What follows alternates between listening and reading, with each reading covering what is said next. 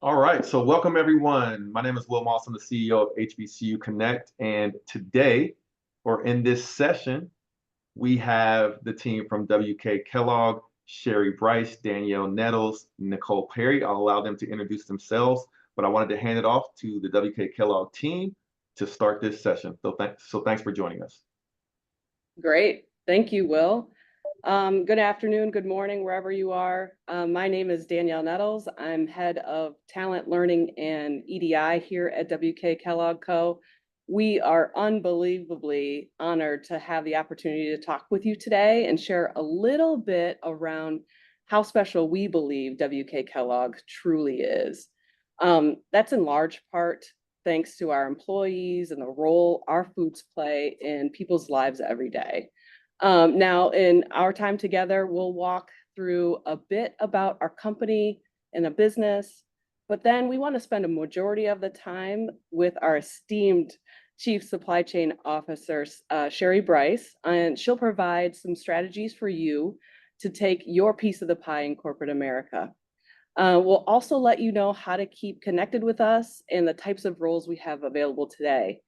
But before we jump in, can I allow everyone on this panel to introduce themselves? So I'll pass it to you, Nicole. Sure. And if you all haven't noticed, I am throwing my voice and I'm the one that is the audio.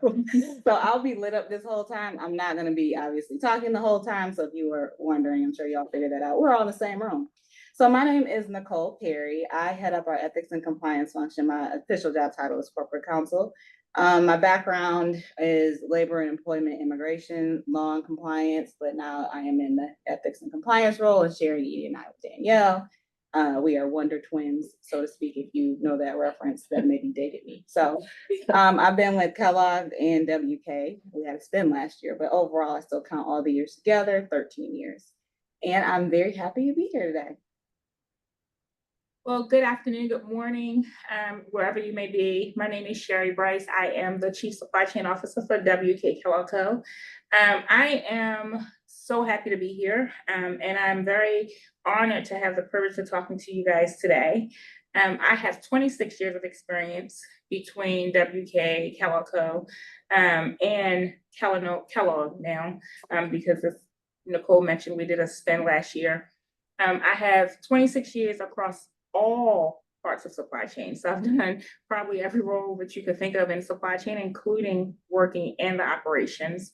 So worked in manufacturing, had corporate roles in corporate America or in Kellogg, but also several different roles within the plant and different areas within supply chain. So again, cannot wait to have some discussion, some conversation. Hopefully we get some engagement from the phone. So, and I'm going to turn it back to Danielle. Awesome. Thank you both. Just a little bit more about me. I, like I mentioned, head of talent learning and ED&I, and what that really means is I have everything from hiring to developing to engaging to performance management through the employee life cycle. Okay, I've been with the organization for about 10 years, and again, really excited to be with you today. So now we're going to walk through a little bit about our company and take a quick look at our company's background. If we can start with really our visionary here. So WK Kellogg Co. is a leading food company in the US, Canada, and Caribbean with a deep, deep heritage. William Keith Kellogg founded our company in February 1906 and really reimagined the future of food with the creation of cornflakes, which changed breakfast forever, really. Since then, we have truly embraced the same spirit of innovation and entrepreneurship in everything we do, channeling our founders' passion and commitment to creating high quality and delicious products while fostering communities. While you likely know the name Kellogg, what you may not know is the references Nicole and Sherry were making, that WK Kellogg Co. was actually founded in 2023. Yes, just last year, after Kellogg Company spun into two separate companies, which is WK Kellogg Co. and Kellanova. When we think about our next chapter, though, we call ourselves an 118-year-old startup. And that's kind of a really unique phrase for us. And that's because we have a really unique opportunity in front of us. The 118 years part really speaks to our today, our heritage, our legacy, our incredible foundation, our iconic brands, and the infrastructure that comes along with this type of scaled business. The startup piece of that speaks to our tomorrow. It's a clear signal about our passion, our attitude, our commitment to succeed, and the accountability to get there. We keep today strong and doing things very differently tomorrow. So those two concepts represent the distinct opportunity that we really have in front of us. Now, Kellogg has always been a purpose-driven company, but for us at WK Kellogg Co, that's not any different, right? So when you think about purpose, what does that mean? For us, it's about the WK's contribution and our role in the world. It's why we really exist. So what is our purpose? We exist to create joy and connection and inspire great days. That's intentional, that great part, because nobody else can claim that. Okay, you know it's us when we say the great with the 3 R's. When someone hears that we work for Kellogg, nobody says, "Oh, I've never heard of that." What always happens is that they smile. And why? We think it's because it brings back really fond memories. They tend to talk about their family, their children, what product they used to love or still love, and that's important for us. And that's really why joy and connection are so important. And when we do it right, we will inspire great days, right? When it comes to what we do, you've heard this called kind of our mission. But what we do is a statement around what each and every one of us do every day. And what is that? We bring our best to everyone every day through our trusted foods and brands. And they're not words on a page either. They're really at the core of who we are and a testament to our heritage and our legacy. Okay, that was a brief kind of company and founder overview. I'm going to pass it over to Nicole to give us a look at our business. Awesome. Now I'm taking the baton from Danielle. So the next slide is going to show you that everything we do now is in service of cereal. We highlight that and it crystallizes what our company is about. As Danielle mentioned, we used to be in the larger Kellogg company, but now, simply put, everything we do today, tomorrow, is all focused on cereal. So the iconic brands that you're familiar with are the things that we focus on, as opposed to when we were the larger Kellogg company and we had a bigger product offering. So on the next slide, it shows our iconic brands. You probably recognize those. And at WK Kellogg Co, we have some of the most iconic brands and the characters in the consumer products world. So these are brands that we hope you all love, and this is brought to life through our characters and our brands. So we have 9 of the top 20 in the cereal category across the US and Canada. And then our brands and our characters have thrived over time. And that's a hard thing to do, especially nowadays. So hopefully all your families know them today. You knew them as of tomorrow. I am actually from Battle Creek, so I grew up with these brands in a very real sense. And then that's how we want to continue to innovate and market with them over time. So on our next slide, Angie's already on it. So as a quick glance, we have some key stats. So right now, as the WK Kellogg Co, our annual revenue is $2.7 billion. And we're scaled in a leading presence in the US, Canada, and Caribbean. That is our geographic scope now. And then we have slightly over 3,000 employees and a deeply experienced management team. With the spin, everybody that spun up and set up our management team were existing Kellogg company employees. So we have over 107 years of combined management experience from Kellogg that is now standing up WK. If you look at our actual manufacturing network, as I said, our footprint is in more than 3 countries, but the US, our North American footprint is US, Canada, and the Caribbean. So we have 6 Kellogg plants in the US, Canada, and Mexico. And then we have 21 external co-manufacturing and packaging and logistic providers to help us get the products that everyone knows and loves out. And then we have over 2,100 dedicated and passionate plant employees. They make our food with pride, and they help feed our consumers across North America. And we're very proud of that. And then as far as our company offices, as you can see from the map, we have our corporate headquarters here in beautiful Battle Creek, which is where all of us are sitting today. We also have a Canadian head office located in Mississauga, Ontario, which is not too far from Toronto. And then we have what we call Integrated Enterprise Solution, IES. We used to call it something differently when we were Kellogg, and that's based in Querétaro, Mexico. And then we have sales offices. We have one in Cincinnati, Ohio, and Rogers, Arkansas. So these may be cities that you all are familiar with and know, and that is where we have our physical presence. So one thing that we are doing, we have a leading position in a large and strategically relevant category, which is ready-to-eat cereal. So as you can see from the stats on the slide, it's a $10.4 billion category in North America. Cereals are #1 breakfast choice for children, and it's #2 for adults. And we also have a strong relationship with our retailers. So we're #1 largest seller of cereal in Canada and the Caribbean, and we're #2 in the US, but we are striving to be #1 there as well. So as I touched on, we have a deep connection to our consumers. We have more than 60% household penetration in the US, and it's even larger share in Canada. And then we have a focused strategy. So when we spun off, we stood up a very focused strategy on these 4 pillars and priorities that you see on the page ahead. First, we need to stand up an independent company, which sounds odd if you haven't done a spin, but we really pulled ourselves from Kellogg Company, and now we have to set everything up and operate on our own. And secondly, we're going to integrate and focus our commercial plan. So we had a lot of silos in the previous world, and we have made that more streamlined in this new world. And I love it personally as an employee for the company. Third, we're modernizing our supply chain. So it's great that we have Sherry here. That is fully her baby and her focus. She is the one that is doing it, and we are helping her carry the day and win the day. So modernizing our supply chain is the big focus that she has. And then finally, we have to unleash an energized and winning culture. Danielle is the culture hype girl. She didn't tell y'all that, but whenever we have town hall meetings, she gets up on the stage. I told her I would be the person in the background dancing, but they haven't let me do that yet.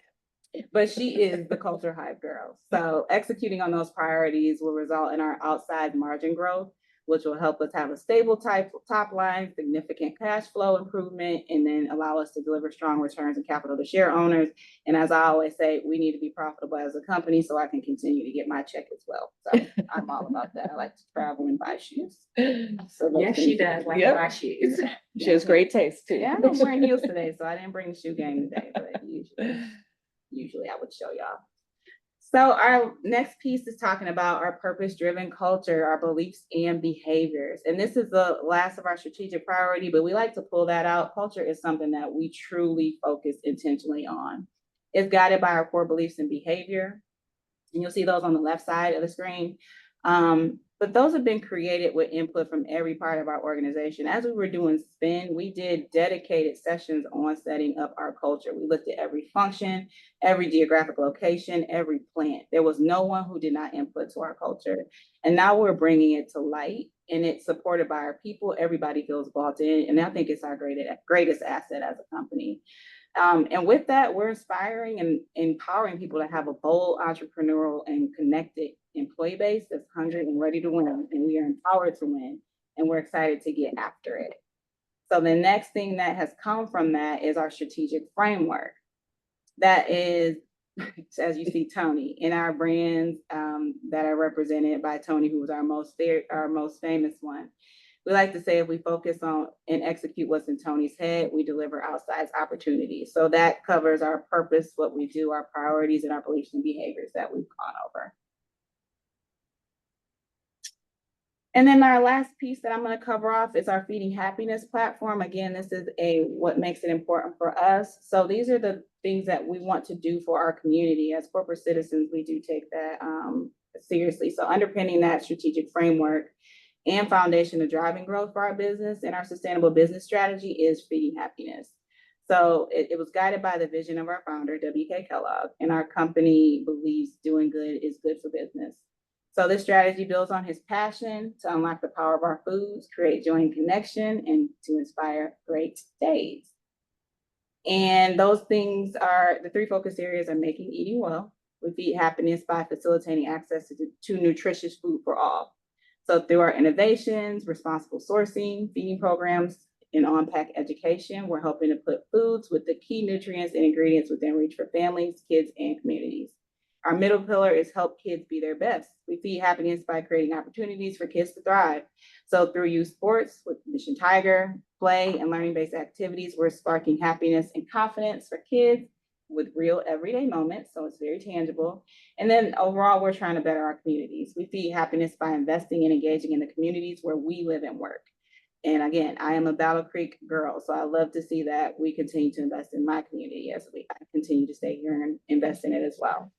We spend our time and our resources alongside employees, neighbors, local partners to drive meaningful, positive change for our people and our communities and our planet. So with that, I know I went through a whole lot, but we had to tell you why we exist and why we are here. We're going to turn over to the part that I know you all are waiting for with bated breath. And we are going, well, I am at least. We're going to talk about navigating corporate America and strategies to taking your piece of the pie. And Sherry is going to take us through that. So Sherry, I turn it over to you. Hello, everyone. HBCU Connect. I am so happy to be here and looking forward to have some dialogue about how do we really get our piece of the pie in corporate America, and who don't want their piece of the pie. I don't know nobody on this line that's going to say they don't want their piece of the pie, because you know we all do. And one thing you should see, is that we like to have fun too at WK Kellogg Co. Guys, we spend too much time together not to have fun while we work, because this doesn't feel like work to me. This is what I do. So one of the things, guys, I want to start with is this quote: you must be the change you want to see in the world. And I think we can do that together. So I know people have questions. Please put your questions in the chat. And then at the end, Danielle is going to help us facilitate a Q&A session, because again, we want you to get your piece of the pie, and we hope you come and get it at WK Kellogg Co. Okay? So we can go to the next slide. So when you think about my pillars of my journey, so I actually started, so some of you guys don't have the normal probably background that I have. So I actually started as a technician in manufacturing. I had to work my way through college, and now I am in the C-suite. So I do believe my journey is one to tell, because I think we all can get there. It's all about how we go about doing it and making sure we're using our village to do it. So a couple of the key things that I have used in my journey is, first, my faith is very important to me. I am Sherry every day, and Sherry has faith. So that comes together. I don't believe in being somebody I'm not. I am going to be Sherry every day. So faith is important. My family is important. So you see on the slide, I had pictures of my children. We did volunteer activity together as we were growing up. I also have pictures of a previous leadership team there that also was doing volunteer activities. And then I have something on the far left called 3D, Driven, Determined, and Destined for a Better Tomorrow.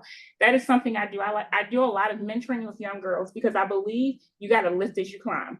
I'm in the C-suite now, but I did not get here alone. And we have to realize you do not get anywhere alone, not in this day and age, and not in corporate America. I have a personal model that I live by too, though, is nothing is impossible, because the word itself spells impossible. We have to realize that nothing is impossible. It's all about what you want, and then how you're going to go about going and getting it. And this is what we're going to talk about today. So to the next slide, this is my career map. This is a tool that I believe every professional needs. It actually helps you to understand, okay, these are the roles. So at one point I had roles on here that I aspired to be, and they were not closed circle. Now they're closed circle, because actually the role, my destination role, is the role that I'm in today. I actually got to the role 5 to 7 years earlier because of the spin than I thought. But in here, I had 5 different places I lived, 19 different roles over my 26 years with the company. Again, there has been sacrifice. There has been a lot of sweat, tears, a lot of things, right? But at the same time, I've had a lot of fun through my journey, and I've had a lot of different experiences. So one of the things I will tell anyone, never say no to a role. Every role you can make your own, and you can actually enjoy. There's no bad roles. I don't believe in bad roles. I believe we have to understand 75% of any role is what the role says. 25%, you better go make your mark in that role. You need to show what your unique contribution is. 25% of any role, you can go make it your own so that people know why you're there. So I tell people that is very important to think about. No role is bad. You have to figure out how to make that role the role for you. And I have done that in each of the 19 roles that I've been in. And I look at these roles very differently. So you see some green roles and some blue roles. The green roles are more cross-functional roles. The blue roles are more core roles.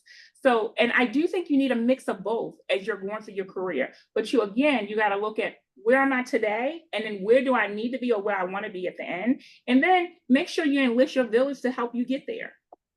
So next slide. So we're going to talk about strategies to get your piece of the pie. Pie is performance, image, and exposure.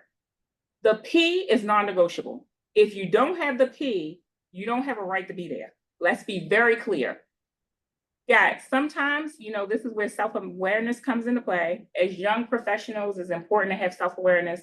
It's important to ask for feedback and solicit the feedback. Yeah, you want to know what's being said when you're not in the room.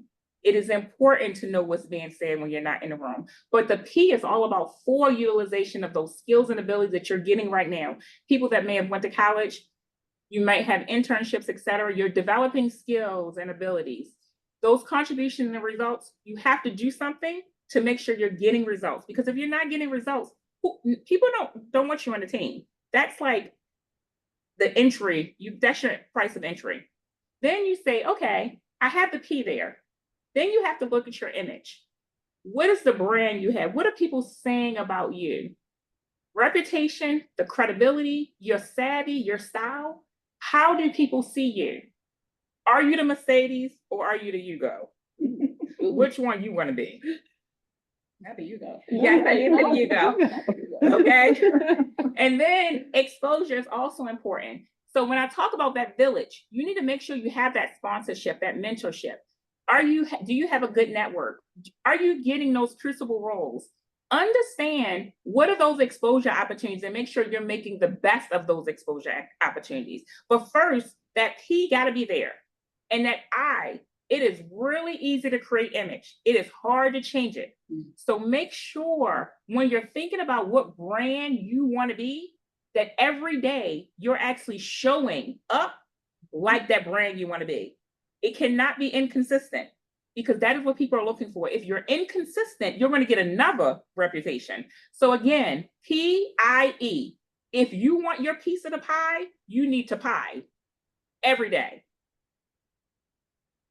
So what is P.I.E? P.I.E is all about getting your fair market price for your brand. Guys, I know you know your worth. You want everybody else to know your worth.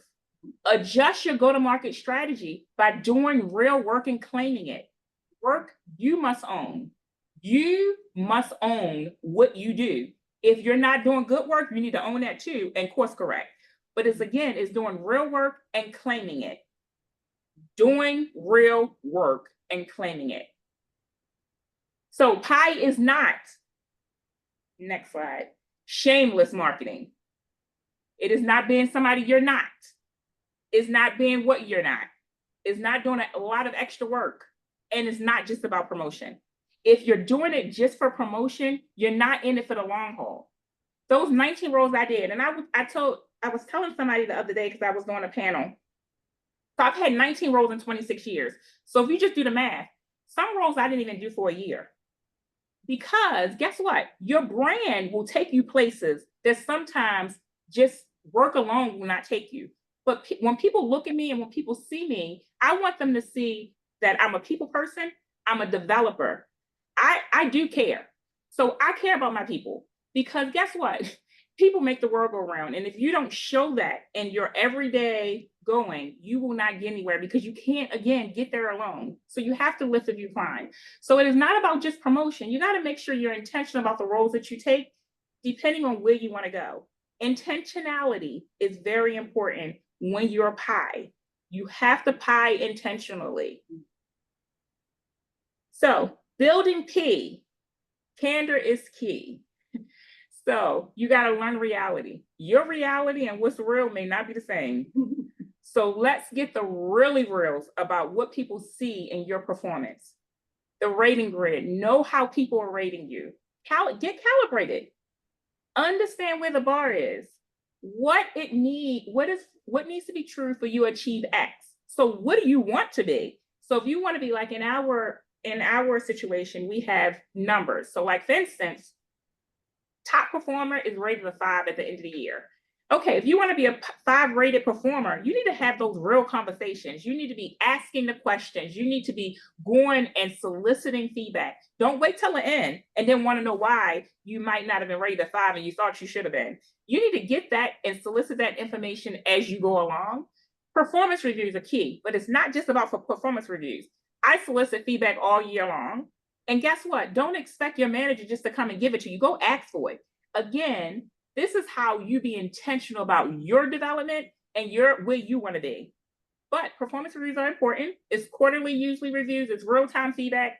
But the work plan is all about how are you doing against the work plan? But the work plan is not the only thing. And that goes back to what are you doing to create your brand and to show your equity? It is important that you are intentional and you're having those real conversations with your leaders, the leaders within the organization that has the right of package around, okay, look, I'm looking for this person in my organization or that person in my organization. Make sure you're understanding what they're looking for because you want to understand, okay, if this is where I want to be, what is it going to take? And where's my gap between here and here? Benchmark. I tell people all the time, go to someone that's doing something that you believe you want to do and understand how they got there. Go and understand if someone is performing like you're like, you know what, this is an area that I might be weak in or may have an opportunity in. Go find someone you think do it really well and have a discussion. But this is a time when you got to be real about what you don't do well. Have a real conversation with yourself. Sometimes we got to come to Jesus with ourselves internally to say, okay, what am I really not doing? Then I need to go figure out who's doing it well so that I can go get that. And it's okay to say that's what you want. So, and this can be inside, outside your function or company. At the same time, make sure when you're doing this, you understand you have a unique value. So be something different than everybody else, because that's how you stand out and you differentiate yourself from somebody else.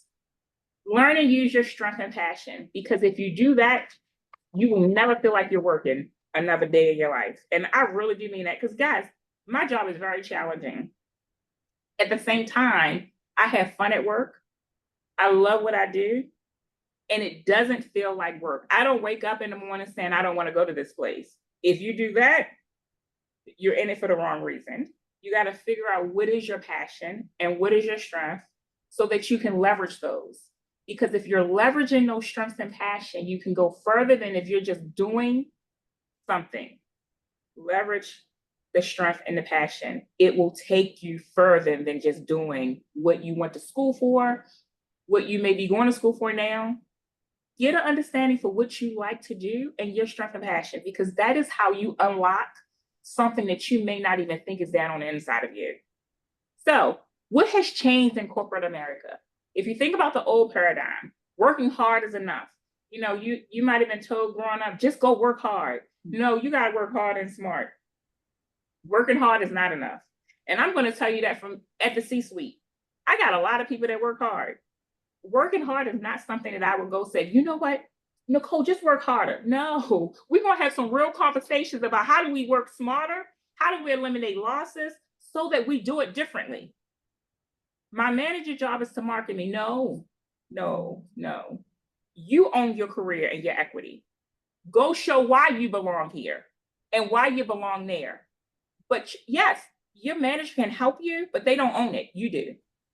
Marketing myself is bragging. I used to think that is bad. If you don't take up for yourself, who else gonna do it?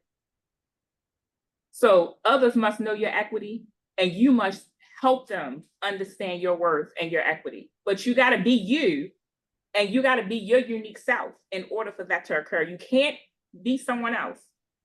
Management places me in good roles. You know what?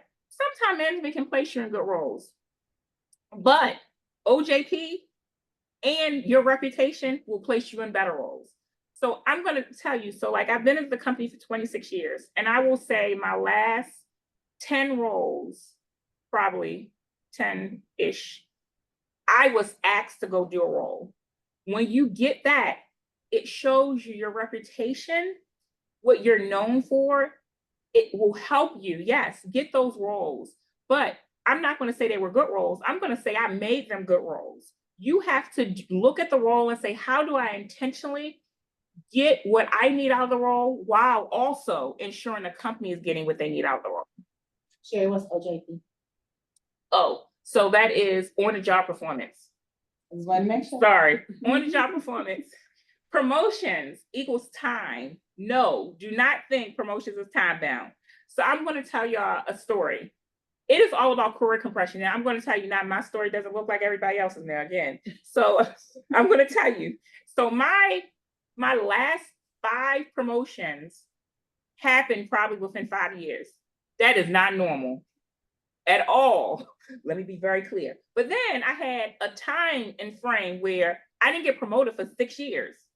So again, it is about what's going on at the time, which even during that whole time, the 6 years that I didn't get promoted, how I was performing was at that next level. So you got to understand, your career progression has different time frames. It is not time bound, and it looks different from everyone. So don't be looking at one person and saying, this is how I need my career progression to look, because you'll be sadly disappointed. So again, you can do things though to impact your career progression, but at the same time, understand that it's nothing time bound. But what it is opportunity bound. So how are you creating opportunities for yourself? By P.I.E your performance, your image, and your exposure. Make it be what you need it to be so you can continue to progress. Great roles abound. I'm not going to tell you that. I'm going to tell you, that's why I go back to that 75-25. So 75% of any role is going to be what's written. 25% is what you make it your own. So there's a lot of globalization and outsourcing. So sometimes you got to look at the role and say, how do I go make an impact? Yes, I'm going to go do this role, but while I'm doing this role, I'm also going to impact this. That's how you create the image that will take you far and the exposure that will take you further. Marketing is only for fast trackers. That is not true. Because at one time, you may not believe it, but I was an introvert, did not talk a lot, was very quiet, thought I needed to stay in my lane. And introverts can still get promoted. I have learned over time that Sherry is going to speak for herself. Sherry is going to market herself, because marketing is for all. I'm also going to market for others, because I'm at the table now where I can market for others. That's why it's important that you lift as you climb. That is what's changed too. We're not going to be crabs in a barrel. We're going to lift as we climb, because we want to make sure that we're making spaces for the generations to come. That's how we do it, and that's how we buy. Next slide. So building I. It is time for extreme personal brand makeover. Sometimes we have to do that, but that's coming back to being aware and understanding how people see you and asking the question. Be bold. Nicole, how do you see me? It's okay. Nicole is going to tell me, but you got to go seeking out the information. Don't wait for somebody to come tell you. Go ask, because then that will tell you, what do I need to go and adjust so that I can improve my I. Building I, within that feedback is key. Enrolling that village, that agency, so that you can get that candid feedback. Get beyond the performance evaluation. Ask open-ended questions. What can I do better here? Ask about the person, not just the performance. So understand, people are going to have a perception about you. You may not agree with their perception, but hear me. Don't get defensive and act like somebody, they don't know what they're talking about, because guess what? If they got the perception, somebody else does too. So hear me. This is how we can really P.I.E and make a difference, is when we listen.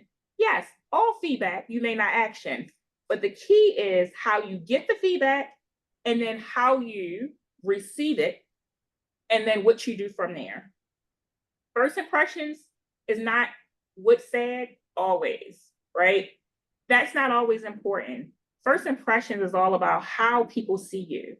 You could turn somebody off and not even know it. That's why it's important to go back and have conversations, enroll that village, that agency, so you can get that really real feedback. And really survey those stakeholders. Let's not just look at one or two people that you've interacted with a couple times. Just go have a conversation about what you can do better. Go talk to those people that may be in those roles that you want and say, based on what you have seen of me, or ask somebody, when I'm presenting, come back and give me feedback. Because guess what? That shows you want to know, and people will give you feedback more because you're seeking it out and you're asking. Learn your brand status and why. When I tell you this, especially for us Black women, Black men, sometimes we have those unstated things that we may not even know that we're doing, and we don't even go ask. And then we want to know why we're not getting promoted, or we're not getting this role, or getting this opportunity. You need to go ask. Hear me. Where did I come from? I came from a technician, and now I'm in the C-suite. Hear me. Hear me. Ask the question. The hard questions, the things that sometimes you don't want to know the answer to, go ask it. Next slide. So, and then building the E, the exposure. People will give you exposure opportunities if you have a brand that says that you're listening, you're open to feedback. You got to look at what is your brand, because that equates to more opportunities for exposure. I have long lead times. It takes repetition for messages to stick. I tell people all the time, once you make a bad impression, sometimes it takes 7 good impressions for that bad impression to be changed. So it is important to engage, get the coaching, the mentorship, and the advocacy.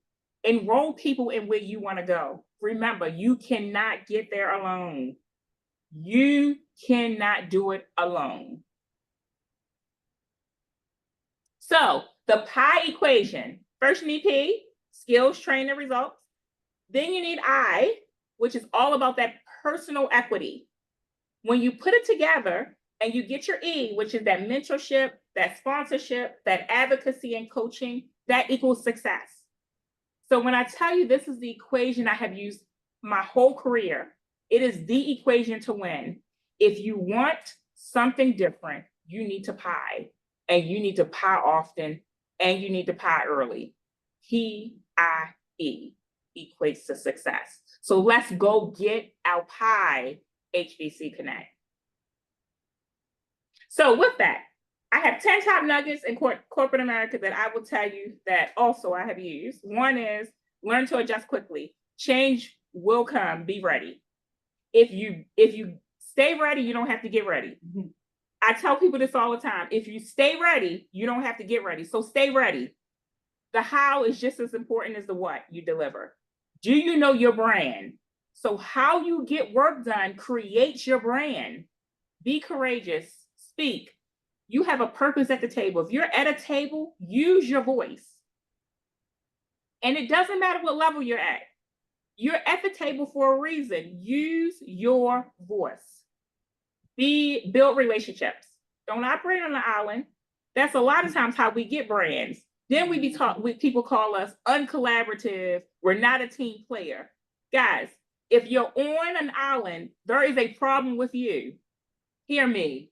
If you're on an island, there is a problem with you. And this is me. Okay, so most people that work with me know I don't sugarcoat too much. So hear me. Build relationships. Learn to leverage your strengths. We all have opportunities. I tell people all the time, guys, I got about 20 of them. I'm not working on all of them. God gave me certain gifts and some things he didn't give me. I focus on the ones that he did, and I make sure they overcompensate for the things that I didn't get. And I'm okay with that. But guess what? That's why you have a team. That's why teams are important and not be on the island, because the areas that you may be weak in, there's somebody out there that's strong. Y'all come together and make that thing work. Focus on the people. Servant leadership is a must. Manage your manager. Ensure you set expectations. So, okay, so let's be clear. Just because you got a manager, that don't mean you can't give them feedback too. It's a two-way dialogue. They got to manage you and they got to coach you and develop you. So you have expectations too, just like they do. Make sure you set them. Manage your career. manage your career. And the last one, but the most important one, HBC Connect, be you. If you're being you and no one else, guess what? Nobody can be you for you. So be you. It is important to show the world why you are here and why you're worthy. And with that, we'll take questions. Woo! I was trying not to like co-sign and everything. I know. I'm over here. Get him, Sherry, get him. I hope, and I also heard preach this a couple times, and I still take notes. You can obviously see why we love working with her and why and how she got to where she is. So thank you for joining us. What we wanted to do before we open it up for questions is just take a moment to encourage you to check out our WK Careers page, where you can find more information about our careers, the hiring process, and links to specific job openings. You can also stop by our virtual career booth today and meet directly with a team of our recruiters. And lastly, if you don't see an immediate position that matches your skills and interests, please join our talent community and apply for a general role within your field of interest. We keep an eye on that community and like to engage regularly. So put your resume in, and when a role becomes open, we may reach out to you. Okay, with that, let's jump into some questions. I know one came through about receiving 360 feedback and how you've used that to help your career. Sherry, you want to take that? Yep.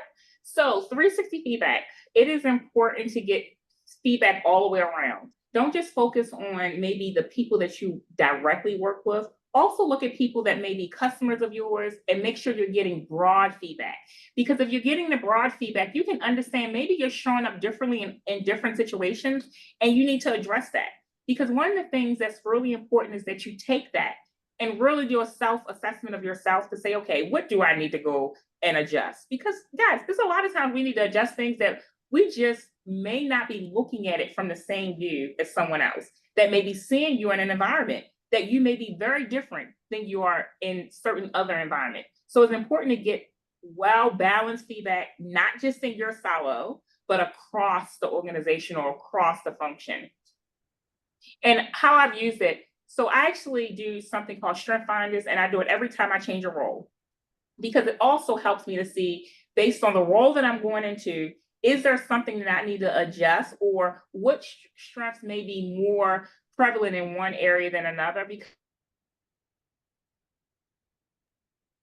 there's things that you want to learn about yourself that you need to put into whatever the next role is, because that next role may have something that comes out of you from a strength perspective because of something you developed in your previous role. Because remember, every role should build upon the next one. So you should be learning something different in each role.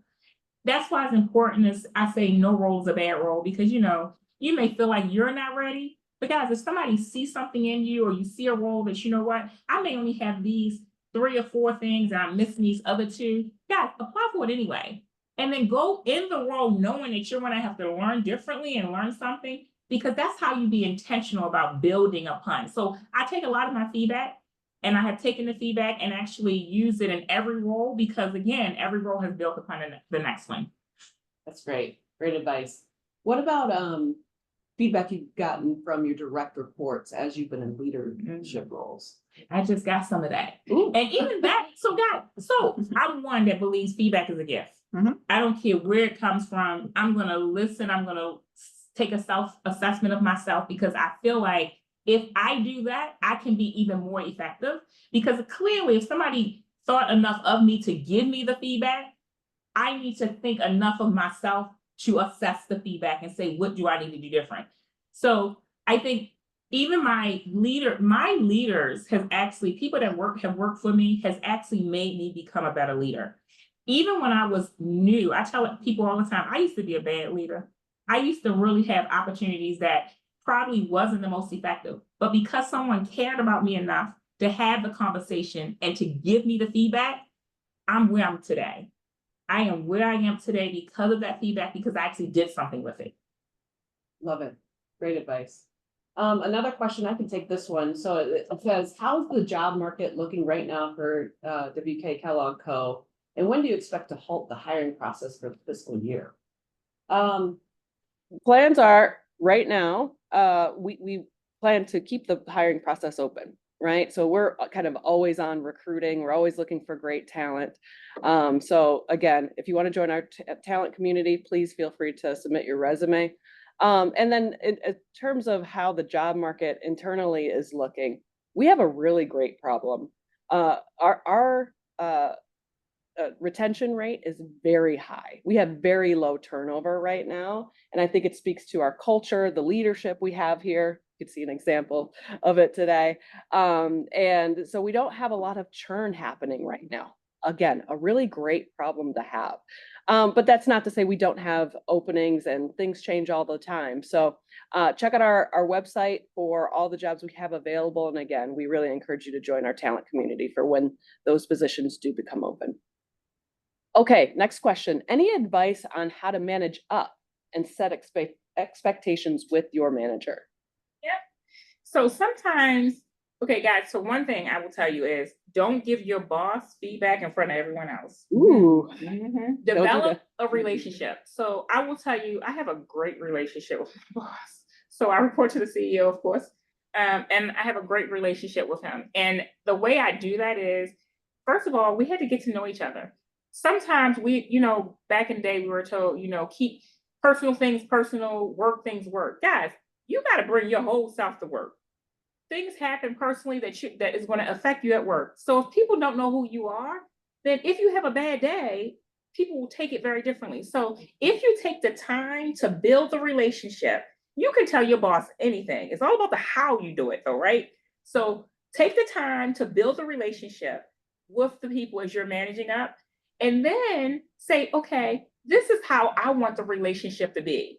Can we make sure that as we are talking about expectations, I have some of the things that I need, you have some things that you need, have that type of conversation, but have it in a way that's not defensive, but also that is conversational, because you're going to make their guard go down, because you have some bosses out there, guys, that don't like feedback. I'm going to be real with you, right? But if you do it in a way, because I've had some, you can actually get over that. But the first thing is build a relationship, get to know the person as a person, understand them, because that's what you want them to do with you.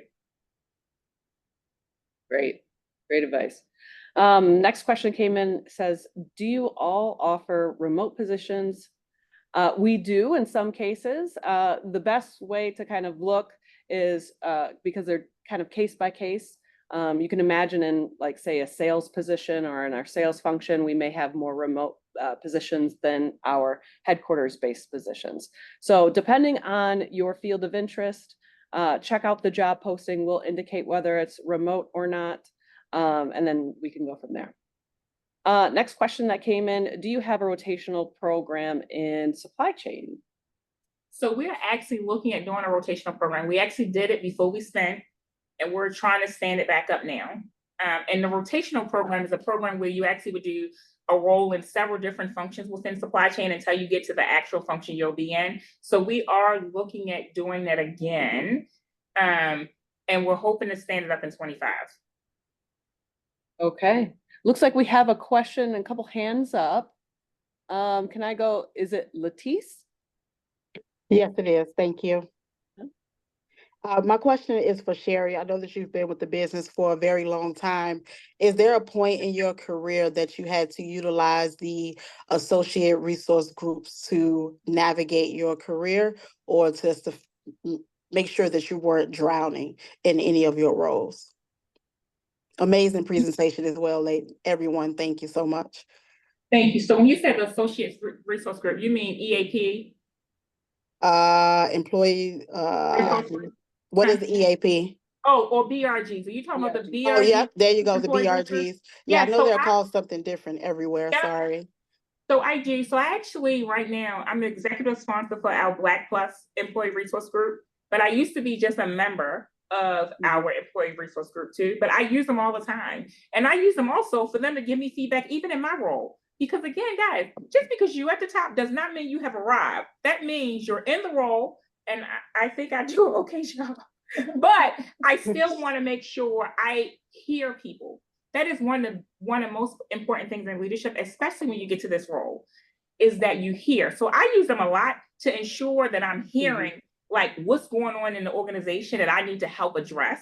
So yes, the employee resource groups are there and I love them.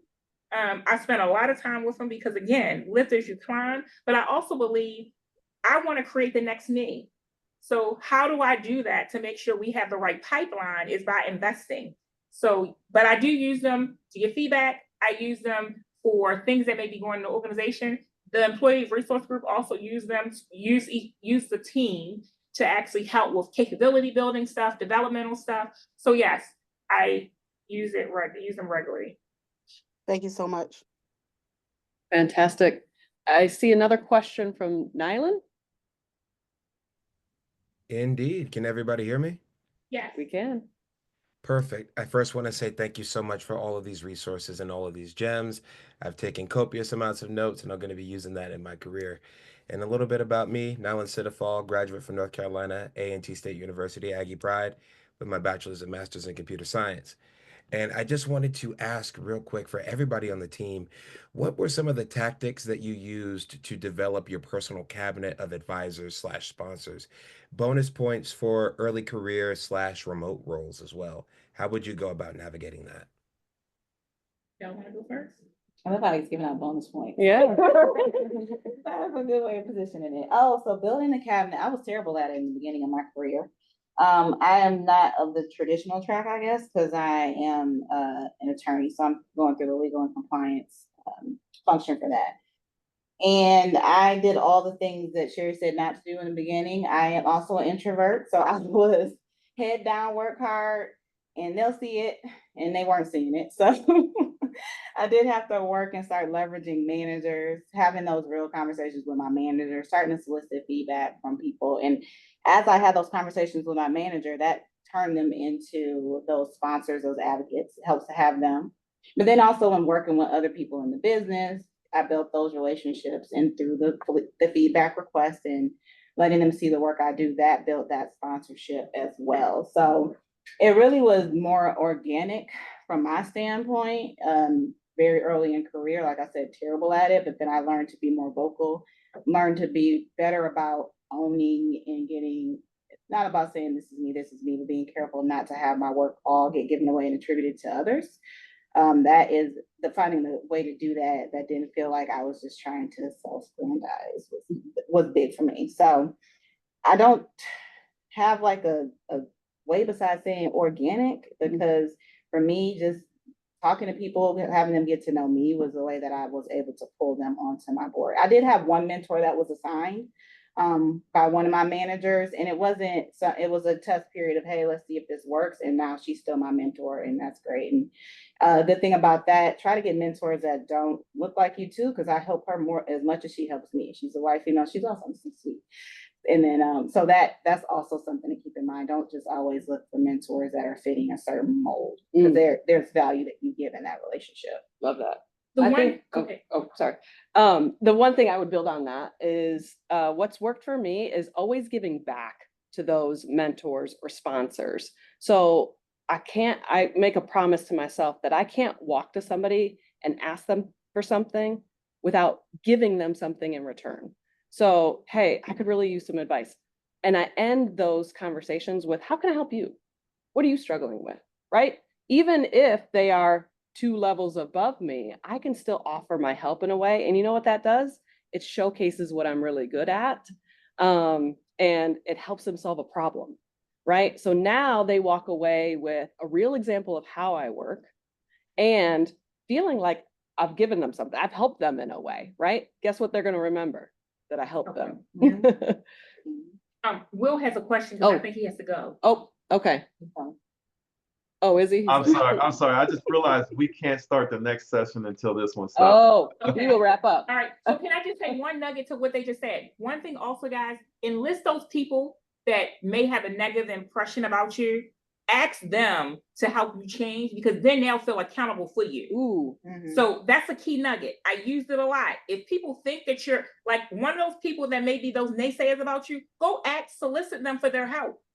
Because then they're on the hook to help you get there, because they don't want their name attached to something that isn't right. All right. Love you guys. HBC Connect. Good job with the engagement. There's a lot of questions we didn't get to. yeah. But if Will can get us the questions, we can still answer them. Will do. Yeah, those questions in the chat. We'll share the chat with the WK Kellogg team. Let me thank you all for taking the time out to run this session. It was awesome as usual. And don't forget, to all of our candidates, you can check out the WK Kellogg booth in the exhibitor area of the event. So we're getting ready to kick off our next session. So I'm sorry you had to cut one right before. Thank you. But we appreciate you. Thank Thank you. you. Thank you all. Bye. Bye. Thank you. Take care.